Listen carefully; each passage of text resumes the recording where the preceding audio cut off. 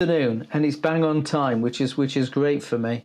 So this is where we talk to businesses we know and talk about their business, but really what I'm looking to do is sort of get under the skin and find out what it's really about and ask controversial questions. Oh, look at that, and make things. That's LinkedIn telling me this has gone live.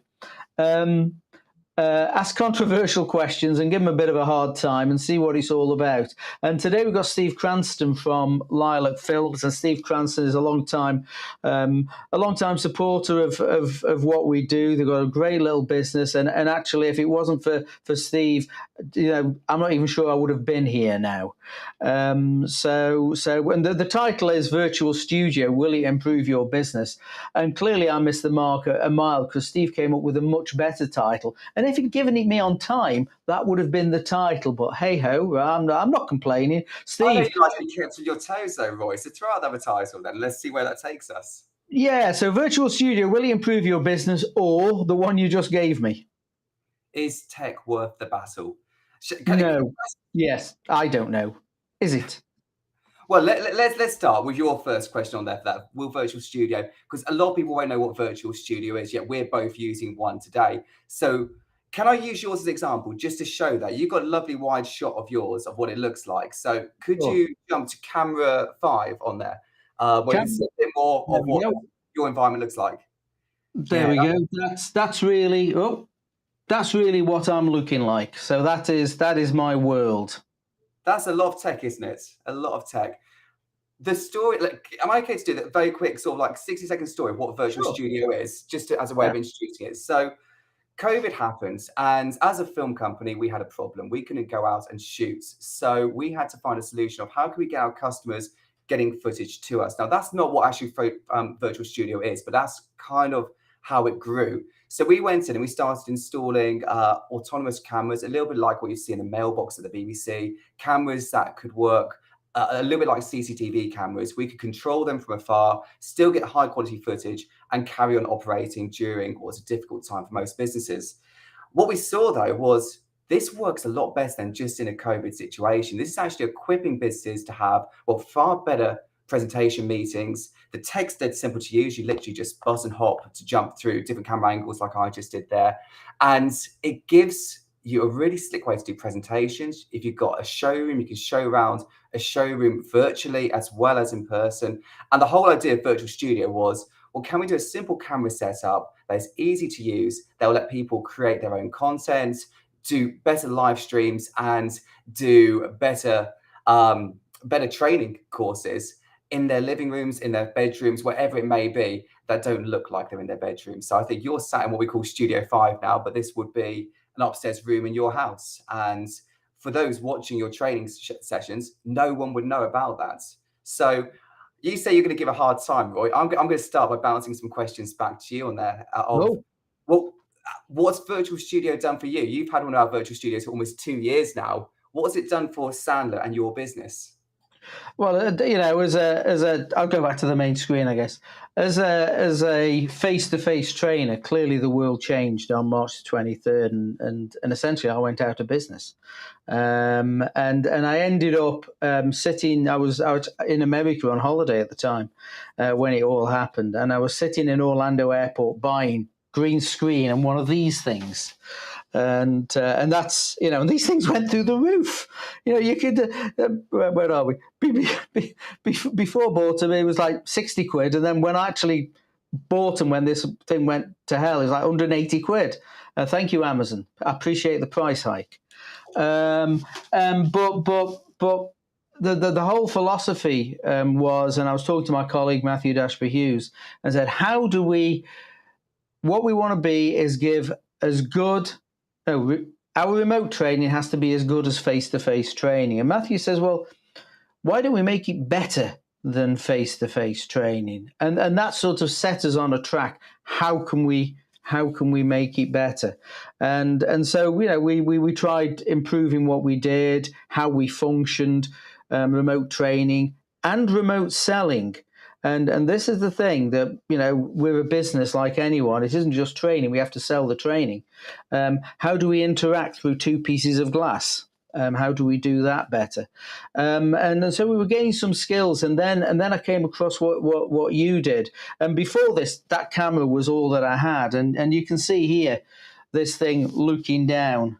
Multiple cameras. So we got camera one. It looks horribly technical when you look at all of that stuff going on there. But to jump back to that, all you're doing is button thumping. Every button has a very simple purpose on there. That's really mostly all that I use once it's been set up. This is really all that I use, the different cameras. So like camera 2 is me working on the board. Hello, Steve. It's like my low-tech welcome board, you know? And you've got a microphone, so you can walk around. So the sound, I can hear the sound isn't changing. It's staying perfectly balanced as well. So as you move around like you would in a training session, you're not worried about how you're going to be heard because your wire sleeve picks up. These mics aren't particularly expensive either as well. I think So this is what I've got as a mic, and this is actually what the reason I picked this one. Well, you recommended it, and it's what they use on the BBC when you see people doing interviews on the BBC. And I just stick it in the old T-shirt, and there we go. So you can't even see it. So yeah, as I'm walking around, and the sound should remain consistent, which really gives it a face-to-face feel. Camera 2, camera 3 is again showing all the stuff looking down. Camera 4 is whatever's on my PC screen. Camera 5 is just a different view. Again, the same sort of stuff for when I'm filming. It's a slightly different view for filming. Camera 7 is when I switch the iPad on. There we go. There's the iPad. And it means that we can traverse around the system quite well. But as you said, all I really use are these buttons.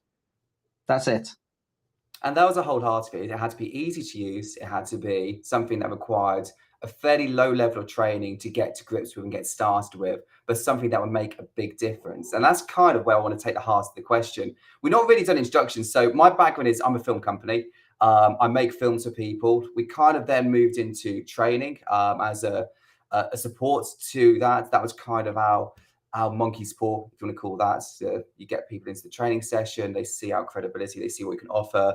They'll also use our services on there as well. And the training naturally sort of like goes hand in hand with virtual studio. We're doing a lot more training now with businesses that bought tech and are coming to us really, really frustrated because they've got all these different kinds of tech. They've had maybe an IT company that's put some in. They've had someone that's recommended something to them, employees that bought some kits. So they've got a bit of a mishmash of everything on there. And what we found was this virtual studio solution, it's not really an entirely IT solution. It's a little bit on the IT side of things, but it's a creative solution. And I think tech actually should be a creative way to solve problems rather than just something that we look at as, well, this is nice to have. What's the next shiny bit of tech that we're going to use? The heart of it should be, well, why do we need it? What problems it's solving? And how can we implement it in its most simplest and most efficient way so we can start using it and growing with it? There's a lot of exciting stuff out there, but that's kind of what we did with Virtual Studio, was bringing all of these different simple bits of kit together in a package that we could then say to a business, well, here you go. Here's training information on it. Here's a kit that you need that we'll install and set up for you and calibrate. And then you're ready to run with it and use it straight away. So the idea is that you can literally sort of like plug it straight in, it's plug and play. And then you're jumping around different camera feeds, presentations. We can put me up picture in picture there. Oh, let's go picture in picture mode onto that one. There we go. So you can put me up in the corner there as I'm talking about things running through a presentation and make it just really, really, really easy for someone that isn't tech savvy to get on and use. Let me bounce a question back to you, Roy. I know you're supposed to be interviewing on there, Pat, but what have been your historic battles with tech? Because I know you're a person that likes tech a lot. You use quite a lot of tech, but what have been your battles with tech that you found in the past? Well, to me, this is my golf, to be fair. So I'm okay with it. But what I liked about the virtual studio is you've got a power cable, you've got a cable from a camera, and a cable back to the PC, and everything else is relatively straightforward. So it wasn't that, in this case, for me, it wasn't a tech battle, although it looks complex. It wasn't a tech battle. Someone who isn't particularly tech savvy can get themselves set up to be able to function completely remotely. And certainly for what we do, sales and leadership training, people say you can't sell remotely. Well, yes, you can if you have the right amount of equipment. But this is great. I haven't been in a traffic jam for 2.5 years. It's wonderful. I don't have to listen to Radio 2 droning on, which is also pretty wonderful. But it means that, again, I can have meetings that are appropriate to the content. And what that means is if I had to go face to face, if I'm traveling an hour there, I'm traveling an hour back, a 10-minute meeting doesn't really feel like it's the right thing to do. But we can have really punchy, sharp, effective meetings in short amount of time, where you can see each other, you can interact correctly, and it is cost effective. It's saving the planet, and you can get a hell of a lot of work done without getting out there and wasting a load of petrol and diesel, which you might have noticed ain't what it used to be as far as the price goes. And you're probably seeing more people than you ever have been in your life, because in the virtual world, and that you're sacrificing travel time, but you could have 6-7 meetings in a day. You know that you're valuing their time as well.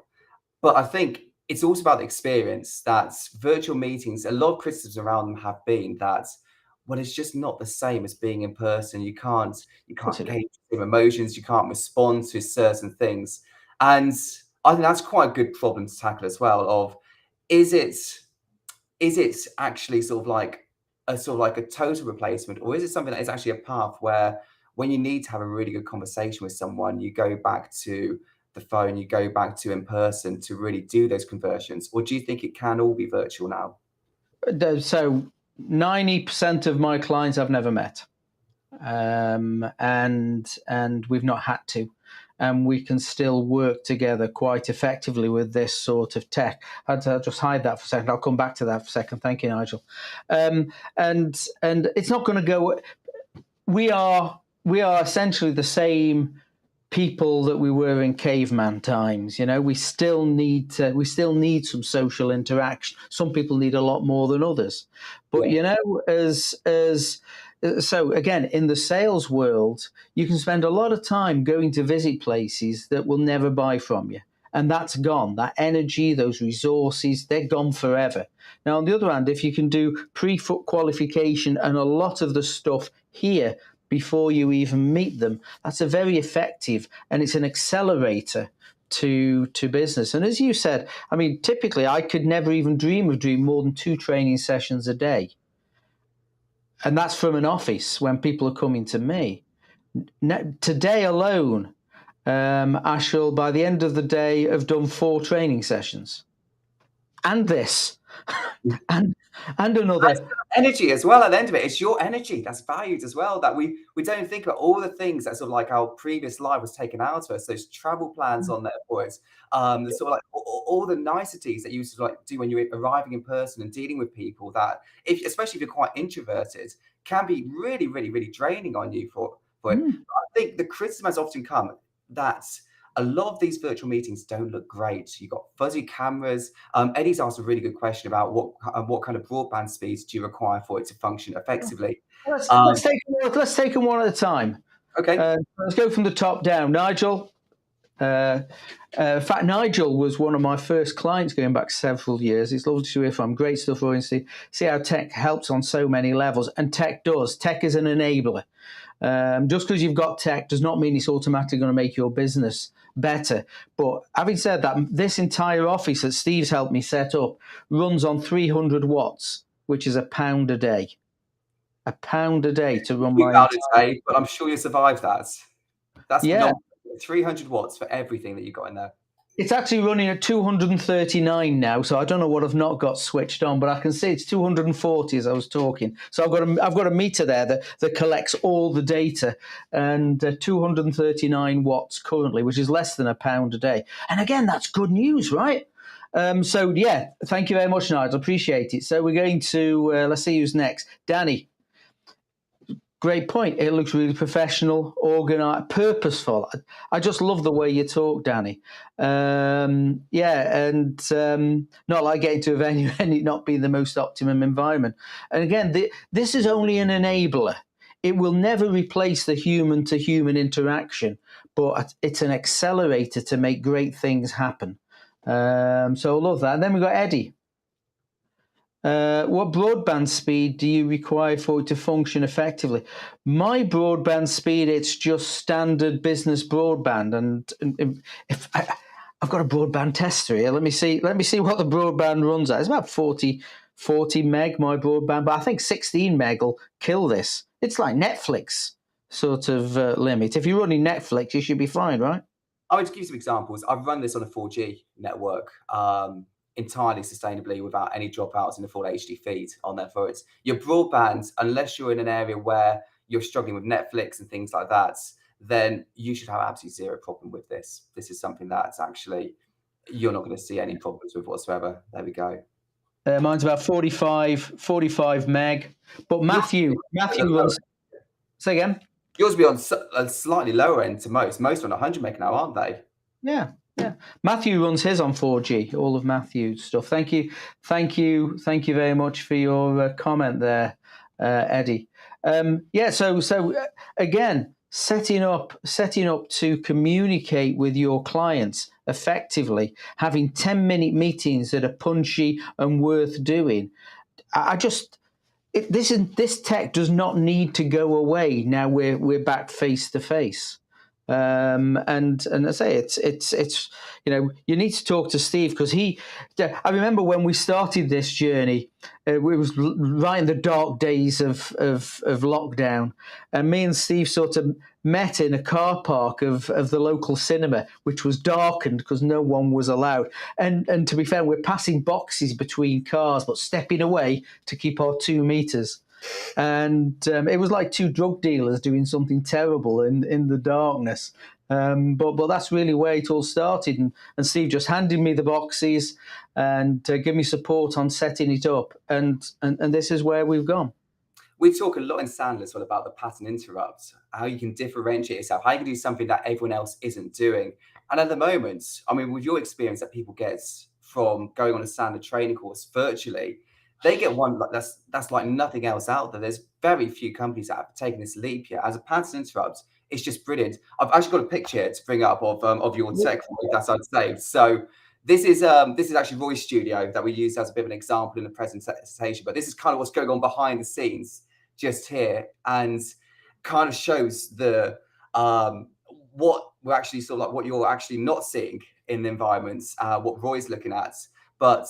This is essentially the world you can create of being able to have these experiences. I mean, just be able to switch between cameras like I just did then. That's something like a client's experience is, well, that's not what they're used to when they're in a Teams call or in a Zoom call on there. This is a real pattern interrupt of, okay, these people know what they're talking about with technology. It's credibility building straight away. If you've got your head screwed on with your tech, well, they're going to trust you in so many other places because you're clearly competent. It's often first impressions that we talk about that can have such a big impact.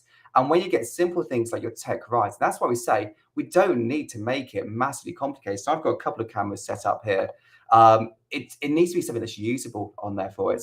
But having something that can just give that little bit of a pattern interrupt, play a bit of a sort of like a different way of doing things to people, rather than say, oh, hold on a moment, just going to bring up some slides on there for that. And I'll just find them, fumble around a bit, just be able to go, okay, they're just here. Let's jump through them on there for that as well. Flick through as you would on your computer, be able to pop yourself up on the screen and sort of say, okay, so I'm just going to talk you through this presentation. That's a phenomenal sort of like way to approach things that people aren't used to. And this whole idea of Teams fatigue and Zoom fatigue, I think comes from poor experience. Now, if you can make your experience great, go on, Roy, jump in there. No, I'm just loving it. Yeah, it's the experience, and Zoom fatigue comes from the experience, because really, we could be in the same room. The interaction wouldn't be that much different. No, especially when what the viewers didn't see was we got on. We started this about quarter past 12:15, we got together, and between 12:15 and 12:25, I was watching you bringing all this kit in and plugging it all in, and 10 minutes from just a PC to an interactive experience, getting it set up. And it actually would have been great if we'd have seen that, because I just saw you. That's the behind the scenes. That should stay there. That's but I mean, again, you can. It doesn't take long to set it up when it's done correctly. I mean, what experiences have your other clients had to this? Yeah, really good question. So the reality is that actually, just jump back onto the setup side of things. When you know what you're doing with it, it's completely mobile. I've been doing this for 2 years now. So actually, while I should be sort of like a bit more on it for your sake, so I don't give you a heart attack when you're thinking we're going live in 2 minutes and things still being plugged in, there's a confidence that you can get in knowing actually this tech works for me. It's not the way around. I'm not working for it. It works for me. So the experience other customers have seen, and I've had sales trainers like stuff that use it purely for remote calls on there for that. They'll go to different locations. They'll set this up to demo different bits of kit on there for that.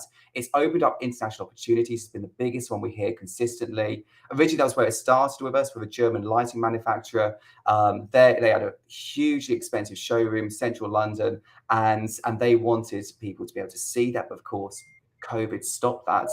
Another big one that we've seen has been people that are wanting to do their own content. We've not really talked about the pre-record side of things. We talked a lot about live. We talked a lot about video chats, but actually those who wanted to just do a simple thing like a news vlog or wanted to do a top tips piece. And actually the other thing we say is you can edit live with this. What we've got is with a switcher, you've got a record button on here. It's probably better if you flash your one up, Roy, if you jump to the overhead camera.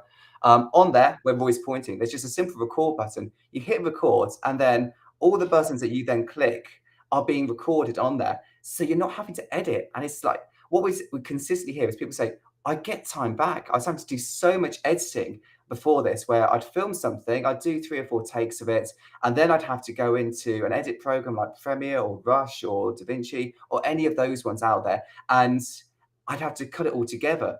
Now, it's not to say that we completely replace those. We still very much use it as software. But when you're doing something quick, you can kind of see a bit of the experience that Roy and I are giving this, where we're jumping between different camera angles. You can capture that all live. If you've got a quick product you want to demonstrate, or you want to showcase training and you just want to cut between you on a board, or maybe just someone else on screen, a bit like the 2-shot Roy and I have got going on here, you can do that. And then you can just get it straight out into the world.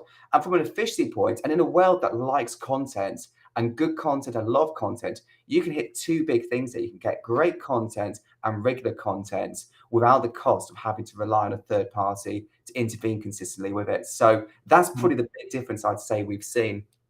That's interesting, because I've got it now to a stage using this equipment that I can have a bright idea for a video. Like yesterday, I did a video for the LinkedIn.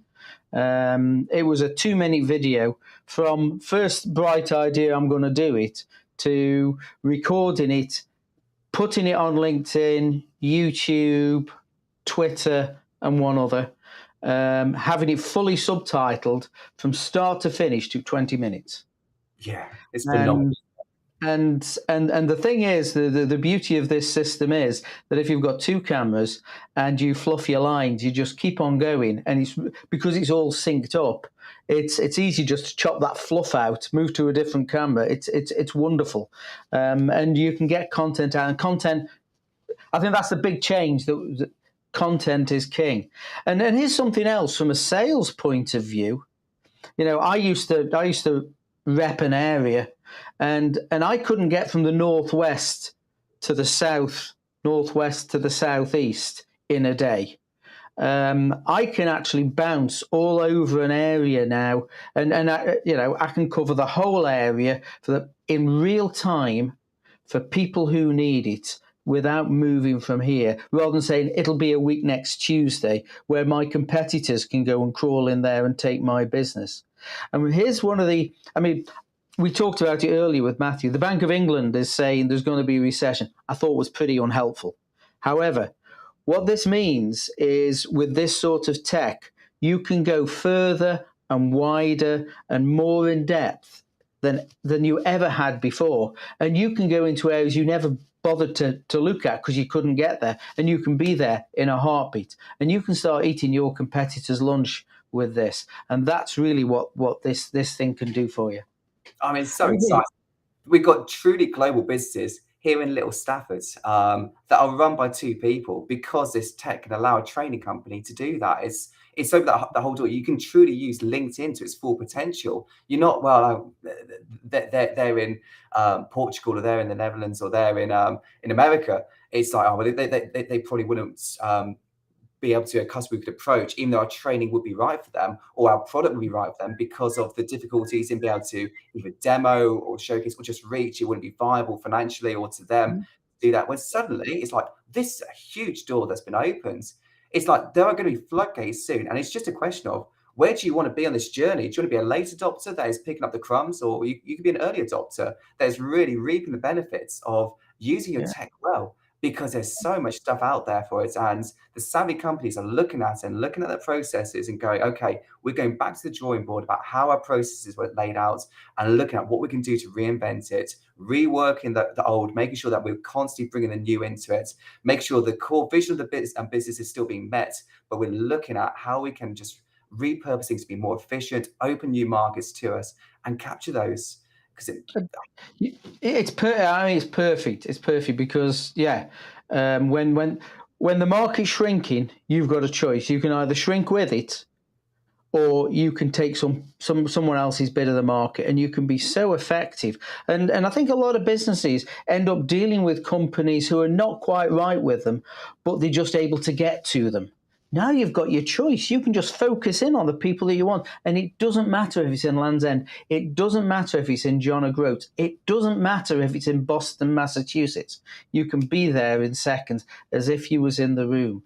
And what that can do for business is incredible. This is a real massive business enabler to help the local economy, the UK economy, to go and eat someone's lunch. That's my view. And get the business that you want. And we've just seen here, I put in a comment from Andrew Hewood. Hello, Andrew. Thanks for watching, mate. I love our virtual studio for pre-recording. We use it for all our own stuff and for clients. Yeah, and you know, and I just think it's a real game changer in business. Now, there's going to be times where you're going to have to be there, but you don't have to be there all the time. Yeah, absolutely right. Absolutely right. What would say has been your biggest game changer, Roy, then? Because when you started this journey, I think it's fair to say you caught the bug for the tech straight away on there for that. But what was your revelation where it was like, wow, okay, this is a whole new doorway that's been opened to us? What was your big moments? I think the big moment was thinking when this COVID thing was over, I stopped thinking about going back to the way it was. I've moved on now. I do face-to-face training, and both of us still do face-to-face training, but the frequency of it has dropped off quite considerably. This is our world now, so we've got to be the best at it. And I think we can. I don't think there is any other sales and leadership and training and coaching company out there that utilize it the same way that Matthew and I do. And they're behind the curveball. Being able to deal with a team which is dotted all over the country or even all over the world in one hit is a massive win, both for them and for us. And I've done plenty of flying in my time. And when I left corporate, I'd done 120 flights in a year. And it wasn't, I mean, I enjoyed it in its own way, but the amount of time I was sat in an aluminium tube, breathing in other people's used air, it was not good. So this is the game changer. And I'm saying we don't need to go back to the way it was, because this tech will change our world. Buyers, McKinsey have turned around and said buyers are more willing now to buy big ticket deals without even seeing anybody using this than they ever have been. And big ticket was millions, $1 million or more. So, you know, it's an accelerator, an amplifier of a business. Without a doubt.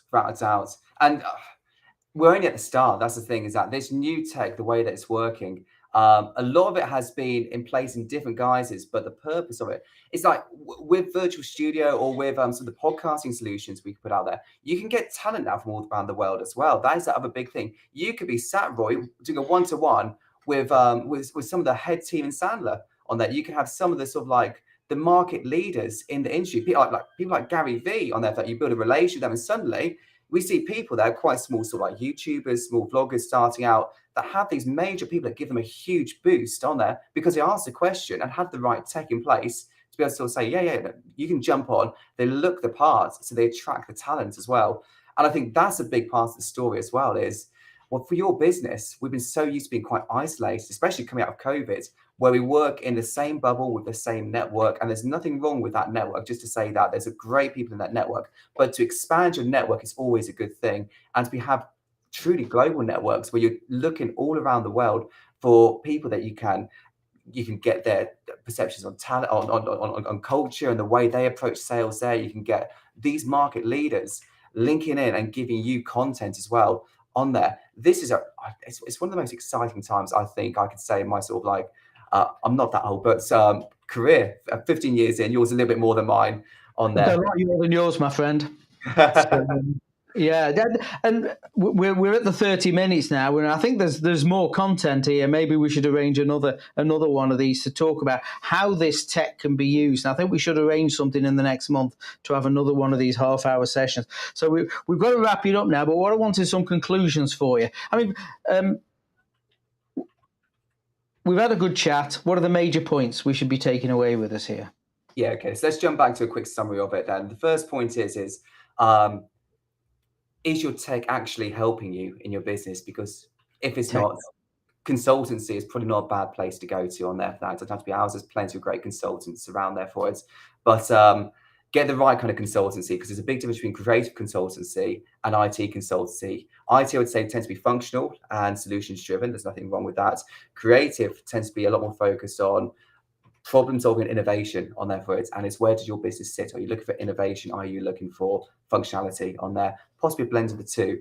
And second thing I would say is, what is your pattern interrupt? To use a standard term there as well. Are you doing the same that everyone else in your industry is doing? Because if the answer is yes, well, that's probably something that gives you a good reason to say, maybe we should look at doing something differently. What makes you stand out? So think about your pattern interrupt and thinking about how your tech is actually working for you. Yeah. Anything that you want to add?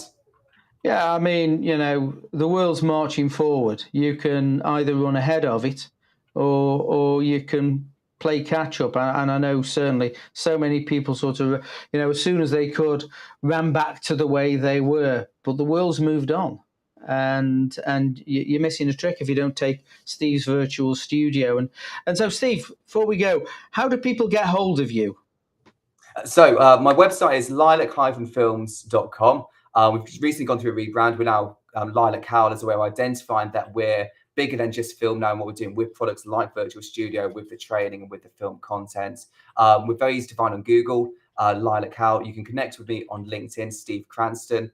And probably the easiest question to ask is, could you have 15 minutes with me to run through your tech and ask any questions you want? We always offer that as a free means just getting to know a bit about where you are. And our big policy is that if you're doing something great, we'll tell you you're doing something great. We're not looking to create problems that aren't problems for you.